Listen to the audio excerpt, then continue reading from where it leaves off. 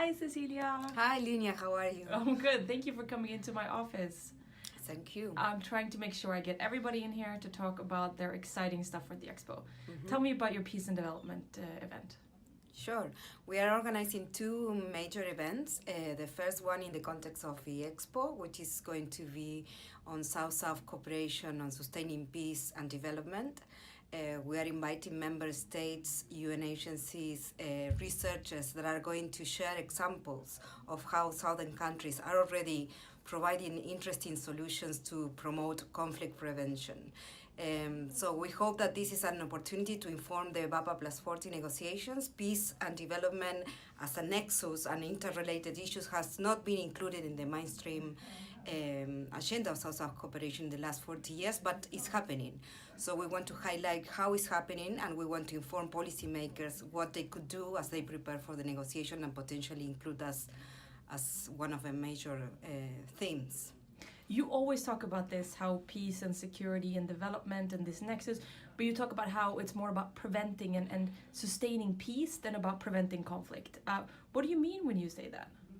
I mean that in the countries in the Global South who are mainly affected by conflict and rising violence, unfortunately, we need to work very seriously on addressing the systemic root causes of conflict.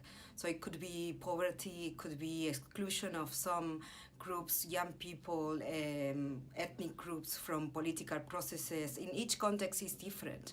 So what we need to do is to work together to address those root causes, and cooperation of regional partners or partners from other regions that have gone through similar experiences of conflict can be very helpful. It's a transformative approach. It's not only about containment of conflict, it's really transforming the root causes of conflict, and this is what we want to discuss, and we hope that policymakers can take this message forward, which very much relate with the sustaining peace agenda of the UN. It's much more holistic, it's an integral point of view, and it's all about ownership of countries and the communities in this process of creating better societies. The second event we're organizing is a side event on the 30th of November after the first one I just mentioned, and this is going to be mainly academic. Not just for academics to come, but also for policymakers, because we are going to present evidence of the relevance and importance of peace and development and South-South cooperation on research that we are doing.